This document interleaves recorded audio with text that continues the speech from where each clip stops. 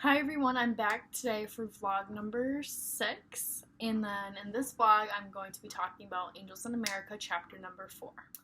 So one thing I wanted to touch on was how everyone's now starting to be categorized or identified in this show.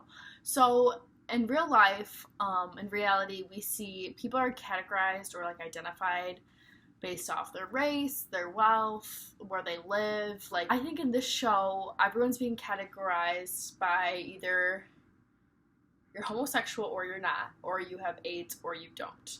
And it's not really a race thing, it's not really a wealth thing, although we do have people like Belize who is black, and then we have Roy who is more wealthy. We don't categorize them by those people. We see, Pryor and Roy have AIDS. And then you see, Lewis and Belize don't have AIDS. Joe doesn't have AIDS, but they're also gay. So it's kind of weird how we're now starting to kind of categorize the characters by if they're sick or not. So jumping into Roy and Belize, there's one scene in particular that I kind of wanted to analyze a little bit. And it was when Roy and Belize get done bickering, they're calling each other names. Roy's kind of really hitting at Belize, his race, his sexual orientation, all this kind of stuff. And as Belize is walking out the door, Roy's like, please don't leave me alone. This sucks. He didn't want to be alone. And Belize is kind of like, well, dude, you were kind of being mean to me, whatever. And I think this is kind of important just to relate to how society was actually acting during the AIDS epidemic. It showed a lot that Americans were fighting. They didn't want to realize that no matter your sexual orientation, you are just as good as the next person.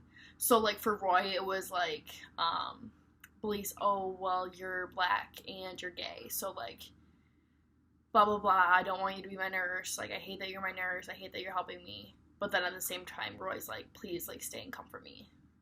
And so I think it's it's Roy trying to fight the fact that Belize is a good human being, whether he's gay or straight, black or white, whatever, and he is fully capable of taking care of Roy and being his nurse.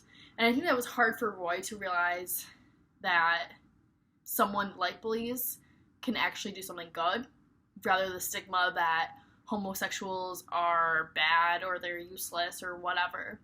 And I think that really reflected America's viewpoint on homosexuals during this time period, that they didn't have a point, they didn't have a reason to live, or that there was just such a strong stigma against them, when in reality, all those Americans were fighting the urge to realize that they are just like any other straight person. They are there to help. They're fully capable of doing anything that anyone else could do. And so I think it was cool that Angels in America kind of outlined that. It kind of tied in what was actually happening during that time period to the show between Roy and Belize.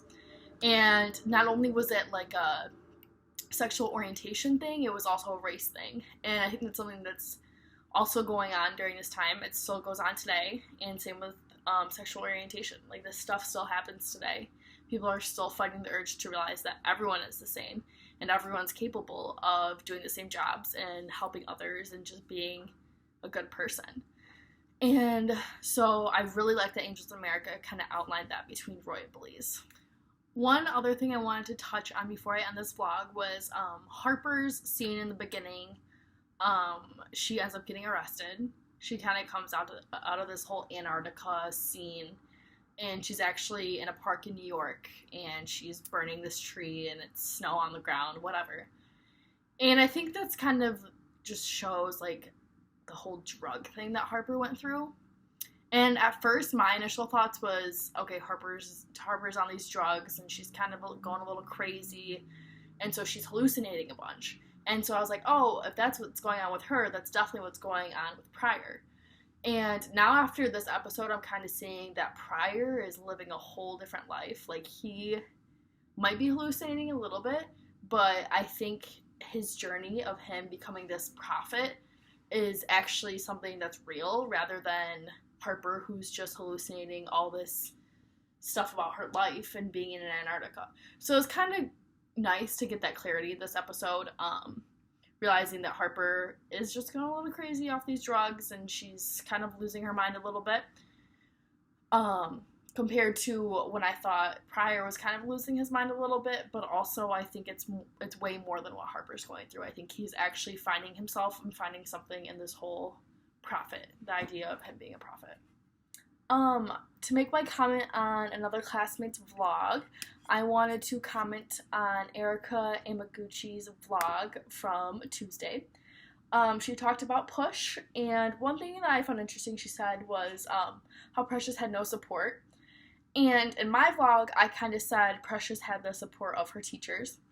And I think both of us are kind of right. You need the family support back at home, which is what Erika was talking about, the support from her mom that she lacked. But then you also need the support from your teachers. And I think both of those worlds supporting you is truly what makes you succeed and push yourself. And so I think it's kind of cool how we both talked about that a little bit. And then one other thing she said that I wanted to also point out that I agreed with was how we take our education for granted. I feel like reading a book like this, it makes you count your blessings. You realize how much you have when you hear about someone who has little to nothing. And so I really enjoyed Erika's vlog from Tuesday.